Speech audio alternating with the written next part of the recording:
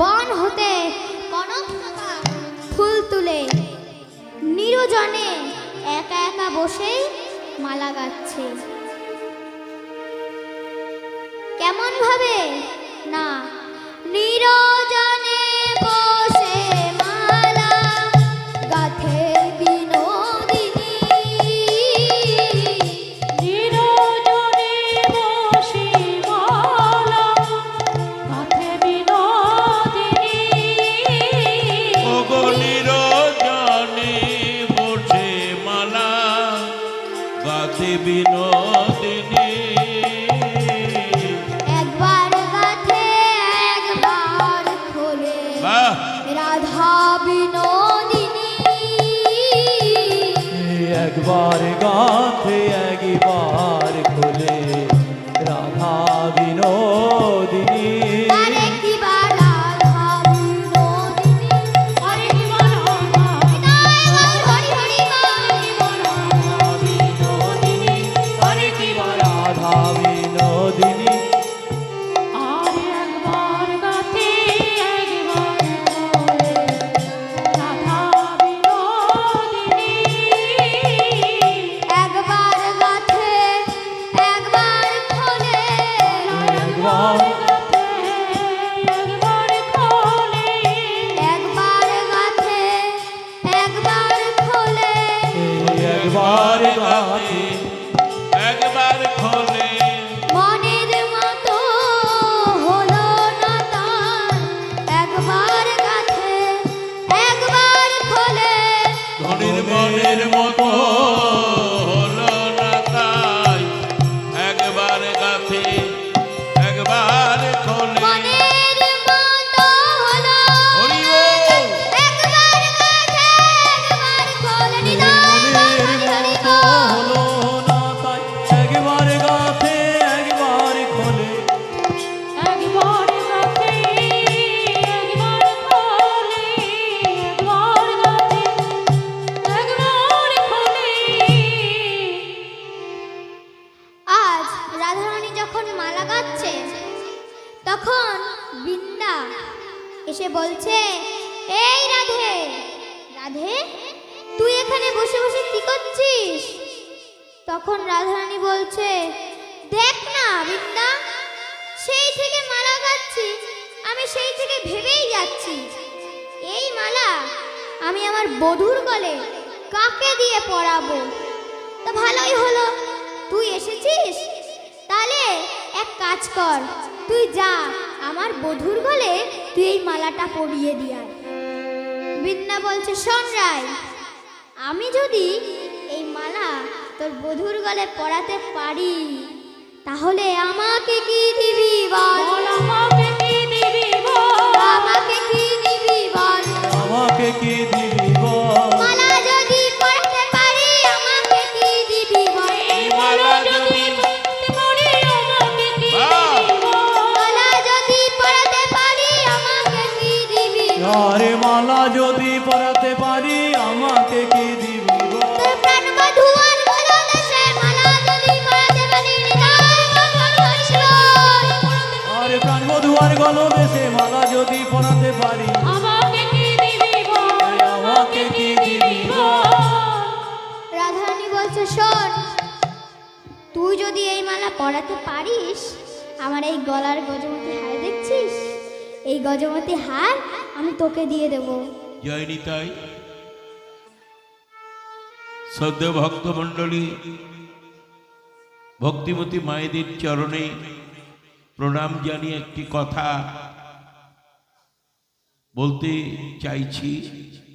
সেটা হচ্ছে, আপনারা জানেন এই এত বড় সুন্দর অনুষ্ঠান, এই অনুষ্ঠান এই পরিচালনা করতে হলে অনেক অর্থের প্রয়োজন।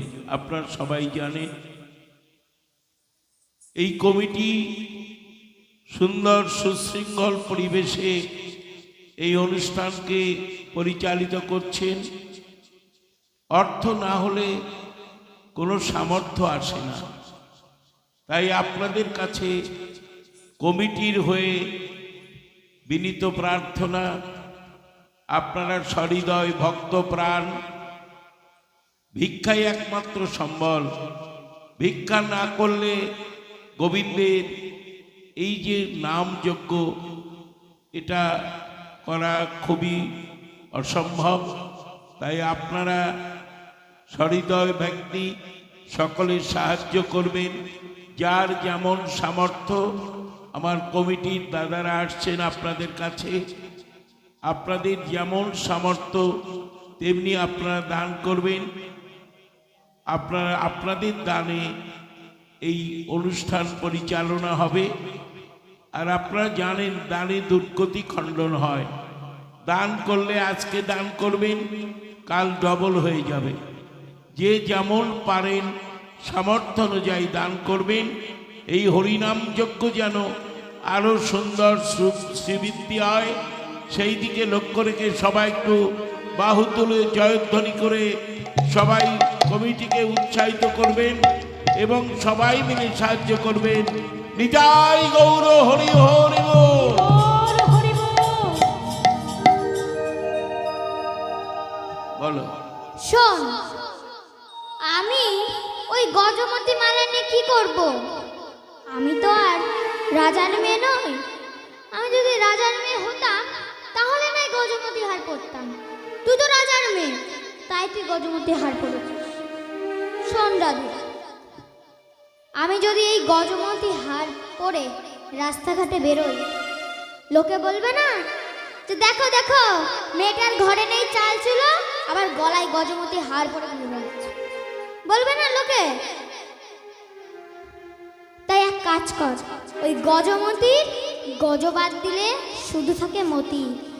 তোদের চরণে যেন মতি থাকে, তোদের চরণে যেন মতি হরি বল হরি বল। চরণে যেন মতি থাকে, এই বাসনা তব চরণে চরণে যেন মতি থাকে। এই বাসনা তব চরণে চরণে যেন মতি থাকে। এই বাসনা তব চরণে চরণে হরি যেন বল। মতি থাকে। নিতাই হরি বল। চরণে যেন মতি থাকে। চরণে যেন মতি থাকে। এই বলে বিন্দা বলছে, দেরাই মালাখানি আমার কাছে দে, আমি যাব আর তোর বধূর গলে এই মালাটি পরিয়ে দেব। তখন রাধারানী বলছে, শোন, তুই তো জানিসই আমার শাশুড়ি ভালো না, আমার ননদ ভালো না, এবং কি আমার স্বামী পর্যন্ত কিন্তু ভালো না। তুই এই মালা অতি গোপনে নিয়ে যাবি, কেউ যেন না দেখে, কেউ দেখবে না যেন। এই বলে বিন্দা বলছে, ঠিক আছে, তোর কোনো চিন্তা নেই, আমি যাব আর তোর বধূর গলে এই মালাটি পরিয়ে দিয়ে আসবো। আজ বিন্দা বলছে, বিন্দা দেবী হেন কালে আসিয়া সেখানে মিলে।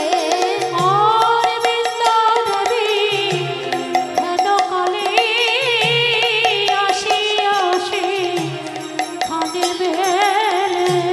বিন্দা দেবী হেন কালে আসিয়া সেখানে মিলে। আর বৃন্দা দেবী হেন কালে আসিয়াছে খানে মিলে। চম্পকের চম্পকের মালা করে করি। আর চম্পকের চম্পকের মালা করে করি।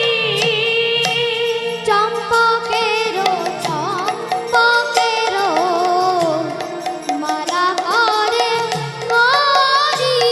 আর চম্পকের চম্পকের মালা করে করি।